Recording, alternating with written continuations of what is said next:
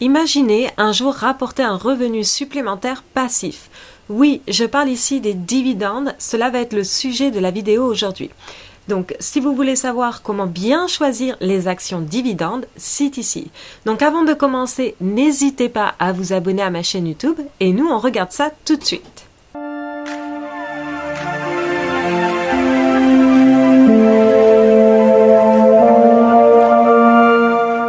Déjà, on va commencer par expliquer c'est quoi un dividende. Oui, avant de commencer à investir dans les dividendes, il faut bien comprendre le concept. Alors un dividende est tout simplement la distribution d'une partie des bénéfices d'une société à une catégorie de ses actionnaires. Donc les actionnaires qui sont éligibles doivent détenir les actions avant la date ex-dividende pour recevoir les dividendes. Donc en fait, vraiment le but du dividende, c'est paiement effectué par des sociétés cotées en bourse en guise de récompense aux investisseurs pour avoir investi leur argent dans l'entreprise. Comme il s'agit d'une distribution des bénéfices, cela va concerner bien évidemment des sociétés qui sont profitables. Pour savoir si une société est profitable, il faut savoir lire un état des résultats. Donc ça, l'état des résultats, vous pouvez le trouver sur par exemple Yahoo Finance, vous pouvez le voir sur le site du Nasdaq aussi. Vous avez plusieurs sites qui vous donnent accès à l'information. Donc là, par exemple, je suis sur Yahoo Finance. Si je vais dans la partie financial, donc financier, que je descends net income qui est le résultat net en français, vous voyez ici, je regarde les résultats nets et je vois effectivement que les résultats sont positifs. Donc, sur cette partie du résultat net ici, un dividende va être reversé. Donc, lorsque la compagnie fait des profits, elle peut soit reverser sous forme de dividende à ses actionnaires, soit aussi réinvestir dans la société afin de se développer ou faire de la recherche, mais aussi faire des acquisitions-fusions ou tout simplement dans le buyback. Comme je l'avais précisé dans une de mes vidéos, en ce qui concerne Apple, elle établit les 4 possibilités. Mais ce n'est pas le cas de toutes les sociétés. Généralement, cela va plus concerner les sociétés des titres de valeur.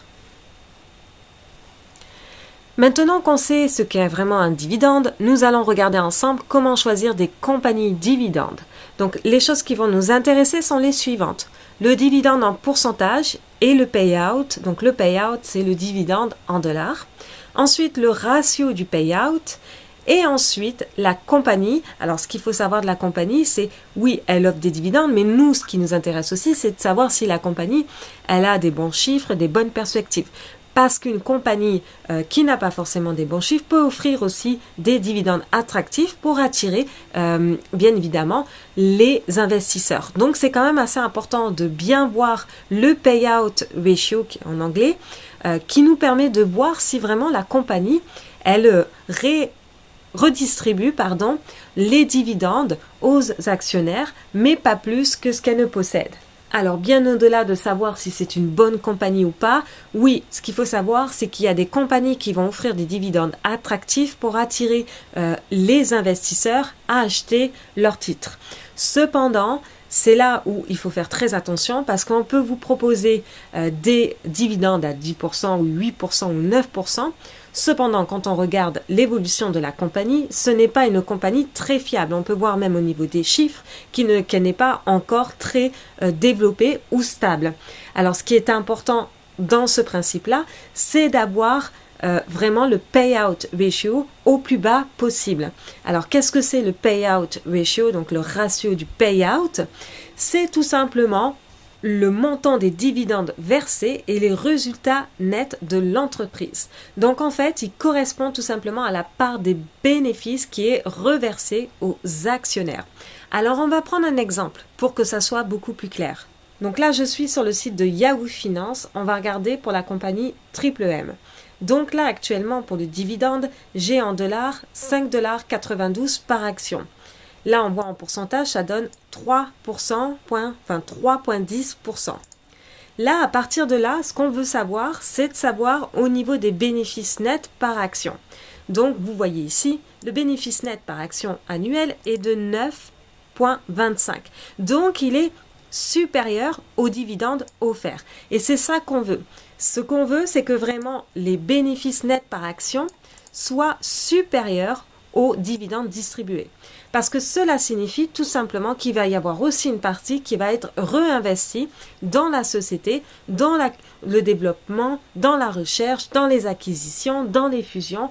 Donc, elle garde du cash pour elle, pour bien évidemment gérer ses affaires aussi. Donc ça, c'est un point important de vraiment savoir qu'il faut que le bénéfice net par action soit supérieur aux dividendes offerts. Et ça, c'est ce qu'on appelle le ratio du payout, donc le payout ratio en anglais. Alors, par exemple, on va prendre l'exemple de Triple M, qui est une des sociétés qui offre quand même un dividende assez intéressant aux États-Unis. Donc là, par exemple, vous pouvez voir donc au niveau des revenus, elle fait des revenus quand même assez stables. L'autre chose qui est importante, c'est que quand même, elle a des profits réguliers. Donc ça, c'est quand même une part assez importante. Donc, si on regarde après, par exemple, au niveau du prix du stock, vous voyez que là, je suis sur 20 ans. C'est un stock qui est quand même régulier. Et on voit que le payout, c'est-à-dire le dividende payé, augmente à fur et à mesure. Vraiment le dividende, c'est-à-dire en dollars, augmente à fur et à mesure que le prix de l'action monte aussi. Et là, on voit en bas donc le yield, ce qu'on appelle le pourcentage de dividendes distribués. Donc là, cette société-là, elle offre à peu près, comme on avait vu, 3%,04. Donc voilà. Donc là, c'est une société comme ça, avec un payout qui monte, un prix qui monte de manière régulier, et un dividende pourcentage aux alentours de 2-3%, c'est une bonne société effectivement pour investir. On va prendre un deuxième cas pratique. Par exemple, on peut aller regarder Johnson & Johnson, qui est par exemple, qu'on en entend pas mal parler en ce moment justement au niveau du vaccin. Donc Johnson & Johnson, pareil, elle a des revenus réguliers, donc des revenus assez importants, mais ce qui nous intéresse, c'est effectivement qu'elle soit profitable. Ensuite, ce qu'on veut savoir au niveau du summary, c'est-à-dire au niveau du sommaire, on veut savoir donc les bénéfices par action au cours de l'année qui est de 5,51 et le dividende distribué, parce qu'on distribue ce bénéfice, une part de ce bénéfice ici, aux investisseurs sous forme de dividende. Donc là, on voit que le dividende est de 4,04, ce qui donne 2,52%. Et ce prix-là, enfin ce dividende versé, est inférieur au bénéfice par action. Alors, ensuite, quand on regarde, vous voyez, le prix de l'action sur 20 ans est une action qui monte. Donc, cela reflète effectivement les chiffres. Ensuite, nous avons un payout qui augmente aussi à fur et à mesure que le prix augmente. Donc là, on a eu un peu des difficultés ici, donc au cours de 2020. Cependant, on reprend la redistribution des dividendes ensuite. Donc ça, normal, petite crise, il y a eu un petit impact, mais on reprend le paiement, le payout au niveau des dividendes après. Et ensuite, en dessous, on voit que la distribution est aux alentours de 2,5. Donc, ça, c'est une bonne société aussi pour justement des dividendes.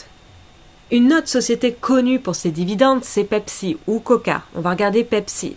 Donc là, on voit que le bénéfice net par action est de 5,12 et que le dividende est de 4,09. Donc, il est inférieur au bénéfice net. Donc là, on sait qu'on a redistribué une partie et qu'on a gardé l'autre partie pour réinvestir, se développer ou faire de la recherche. Et donc, en pourcentage, le dividende est de 3,09. Ensuite, on peut aller voir l'état des résultats. On peut voir des chiffres assez réguliers. Donc, on reste toujours à peu près dans la même tranche et régulier. Et on voit qu'au niveau des bénéfices aussi, on maintient certains bénéfices au niveau de la société. Donc ça, c'est une bonne chose à savoir. Maintenant, on va regarder au niveau du payout par rapport à l'évolution de Pepsi. Donc là, par exemple, vous voyez le prix de la compagnie, donc l'action monte, normal, la compagnie est profitable, donc l'action monte. Le payout, c'est-à-dire le dividende payé, augmente à fur et à mesure que le prix de l'action monte aussi, donc on voit bien une certaine régularité, et on voit ici le yield par rapport au payout. Donc là, on a un yield de 3,13%, donc c'est quand même assez intéressant. Donc là, vous pouvez constater que généralement, des compagnies qui sont profitables et qui vont redistribuer une part de leurs bénéfices aux actionnaires, généralement, les dividendes sont aux alentours de 2-3%. Mais maintenant, on va regarder des sociétés qui offrent des dividendes plus élevés et on va voir en fait la différence.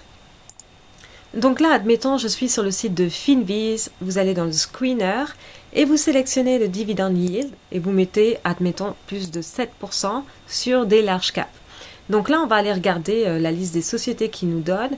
Par exemple, on va aller voir par hasard Enbridge ici. Et vous allez comprendre ce que je veux dire. Là, Enbridge, vous voyez, on descend un petit peu au niveau des informations de la compagnie. On voit que le bénéfice net par action pour l'année est de 1,18. Cependant, on voit que le dividende est de 2,63 par action. Donc, vraiment, 2 fois presque le bénéfice net par action. Donc là, on a une distribution de 7% du dividende. Mais là, on comprend bien que la société distribue beaucoup plus à ses investisseurs que ce qu'elle ne gagne à la fin du compte au niveau du résultat net. Donc là, elle ne réinvestit pas forcément ce qu'elle a dans son résultat net. Et en plus de ça, elle doit rajouter parce qu'elle paye un dividende plus élevé que son résultat net. Alors ça, c'est un peu plus risqué de prendre des sociétés comme ça. Donc là, on voit que quand même le dividende augmentait à fur et à mesure que le prix de l'action montait. On voit que là, vous voyez, c'est pas une compagnie où vous voyez le stock qui a une tendance. Là, nous sommes dans un gros range. Donc le dividende est élevé, mais nous sommes dans un gros range. Donc idéalement, lorsqu'on prend ce genre de compagnie avec un dividende très élevé, mais cependant qu'on sait très bien qu'il y a un risque à travers le fait que le dividende soit supérieur au résultat net, au pire, il faut prendre vraiment sur des niveaux clés au niveau du graphique. Cependant, après, on peut aller voir au niveau donc, des états des résultats, on peut aller voir les chiffres. Donc là, on peut voir au niveau, si on descend au niveau du résultat net, il y a quand même effectivement un résultat net positif, comme on disait, mais on peut voir au niveau de l'évolution, c'est quand même, ça varie assez. Vous voyez ici on est positif, après ça on est négatif, on revient positif un peu plus, là on stagne, là finalement on double, et là on repasse à, vraiment on divise ce chiffre par un certain nombre. Donc là, on voit qu'il y a une belle diminution de 50%. Donc c'est aussi, vous voyez bien que justement les résultats nets reflètent un petit peu le prix aussi de la société. Donc là vous voyez qu'elle range, on le sait, on l'a vu, vous voyez ici que la société elle range pas mal. Et bien voilà, c'est aussi le reflet des chiffres, du résultat net qui n'est pas forcément très croissant, c'est-à-dire il monte, il descend, il remonte, il redescend. Et donc du coup ça se justifie par ça. Une autre société assez connue qui offre des dividendes, mais le plus gros des dividendes sur une méga cap, c'est-à-dire les méga caps, ce sont les plus grosses sociétés, donc quand je tape méga cap ici, que je vais aller dividende au-delà de 6%, il n'y en a qu'une. Vous voyez, c'est... Ah oui, et ExxonMobil, on va regarder ça aussi. Donc AT&T, justement, on va regarder. Donc là, quand on descend, on voit que le résultat net est négatif, parce que là, on a déjà un bénéfice par action négatif, donc le résultat net doit être négatif, et on voit que quand même, on distribue un dividende de 2,08. Donc on distribue de l'argent qu'on n'a même pas gagné au niveau des bénéfices nets. Donc ça aussi, ça donne un dividende de 6,93%, ok. Cependant, la société, j'en suis certaine, elle est complètement dans des ranges où elle n'est pas forcément sur une tendance constante. Vous voyez bien que depuis 2016, la société range. Donc on a quand même un payout, c'est-à-dire un dividende qui augmente à fur et à mesure un petit peu que la compagnie a augmenté. Cependant, on voit un gros range ici qui se passe, qui donne actuellement un dividende supérieur au résultat net. Et d'ailleurs, on peut aller voir au niveau des états des résultats. On va aller descendre ici et vous voyez donc ici, vous voyez on est négatif. Donc c'est pour ça qu'on a un bénéfice net par action négatif parce que voilà. Cependant on continue de distribuer un dividende assez important. Là vous voyez même, bon là vous voyez on a une croissance, là on rediminue, là on augmente, là on rediminue, là on rediminue, là on rediminue. Donc voilà, ça se reflète aussi ce genre d'informations sur le prix, hein, comme je vous disais, on peut voir que le prix est en train de ranger. Donc là ils offrent des dividendes assez attrayants. Mais si vous vous retrouvez à moins 15% sur l'action, même si on vous offre un dividende de 6%, c'est pas forcément le but d'aller sur des compagnies qui range et que vous allez perdre plus d'argent avec la compagnie que le dividende. On va prendre l'exemple de ExxonMobil par exemple. Donc ExxonMobil, donc bien évidemment, ça a augmenté par rapport au fait que le pétrole a augmenté pas mal aussi. Donc ça, c'est juste depuis novembre. Donc là, on peut voir que le résultat net de ExxonMobil est négatif aussi parce qu'on est à moins 5,26. Et on offre un dividende de 3,48. Donc, on offre beaucoup plus que ce qu'on gagne. Donc là, on n'arrive même pas à gagner un chiffre positif, mais on donne du dividende quand même. Donc, ce qui donne un dividende de 6%. Maintenant, si on va voir au niveau de la compagnie, donc là, on va voir au niveau de ExxonMobil, on peut voir, donc vous voyez que le prix de la compagnie, de la société, elle est dans un gros range ici. Il n'y a pas forcément une constante au niveau du prix comme on a sur Pepsi ou comme on a sur Johnson & Johnson. On a vraiment, vous voyez ici, un gros range ici. Donc ça, c'est à prendre en compte. Ensuite, vous voyez ici le payout augmente, ok. Là, on avait un gros dividende d'ailleurs depuis octobre, et puis là, on a réduit carrément le dividende à 6%. Donc, on est passé quand même de 9% à 6%. Et de toute manière, là, on voit bien que la compagnie, on n'arrive même pas à recouvrir les plus hauts ici de 2018. Donc, voilà. Donc là, si vous retrouvez dans la compagnie et que là, vous avez pris l'action à 60 $, et que vous vous retrouvez à 40 $, même si vous avez un dividende de 6%, ça ne va pas forcément couvrir la perte. Donc, il faut faire attention. C'est pas, faut prendre ce genre de compagnie si vous souhaitez les prendre avec des dividendes plus élevés. Vous savez qu'il y a un risque un peu plus relié par rapport au fait qu'elle donne qu'elle redistribue du dividende qu'elle n'a même pas forcément gagné. Donc, c'est quand même un point assez important, ça, à retenir. Donc, au pire, vous faites ça sur, effectivement, des supports, des résistances, dépendamment, vous essayez de voir graphiquement des points clés. Cependant, ce n'est pas forcément les meilleures compagnies. Donc là, vous voyez, au niveau du résultat net, vous voyez, ça varie assez. Donc là, vous êtes à 32, vous êtes descendu à 16 000, après ça, à 7 800, vous remontez à 19 000, vous remontez à 20 000, là, vous redescendez à 14 000, là, vous redescendez à moins 22 000. Donc voilà, ça se reflète au niveau du prix. Ça, c'est des prix qui donnent des ranges. Quand on n'a pas forcément une constante au niveau de la croissance des profits. Donc, on vous offre des dividendes pour attirer un peu plus la clientèle. Cependant, il faut prendre en compte le fait que c'est une société qui peut avoir des fortes variations au niveau du prix ici. Alors maintenant, les choses qu'on doit retenir dans cette vidéo lorsqu'on choisit une compagnie avec des dividendes, c'est une tendance de prix haussière à long terme égale tendance haussière égale bonne croissance concernant la compagnie et les chiffres. Donc, comme je disais, des chiffres en croissance donneront un prix de l'action vraiment en croissance aussi et donc tendance haussière que une variation up and down au niveau des résultats nets qui va donner vraiment le prix d'une action plus dans un range. Donc il faut regarder ça, il faut regarder le dividende par action et le bénéfice par action. Il faut que le dividende soit moins élevé que le bénéfice par action. Comme ça, on est sûr qu'ils réinvestissent une partie du résultat net dans le développement de la société. Et en moyenne, les bonnes compagnies vont offrir des dividendes de 1, 2, 3%. Ça, c'est vraiment des bonnes compagnies. Et voilà, c'est tout pour aujourd'hui. Donc, si vous avez aimé la vidéo, n'hésitez pas à mettre un pouce. Également, si vous avez des questions, n'hésitez pas à mettre dans les commentaires vos questions aussi. Et moi, je vous souhaite donc une excellente journée.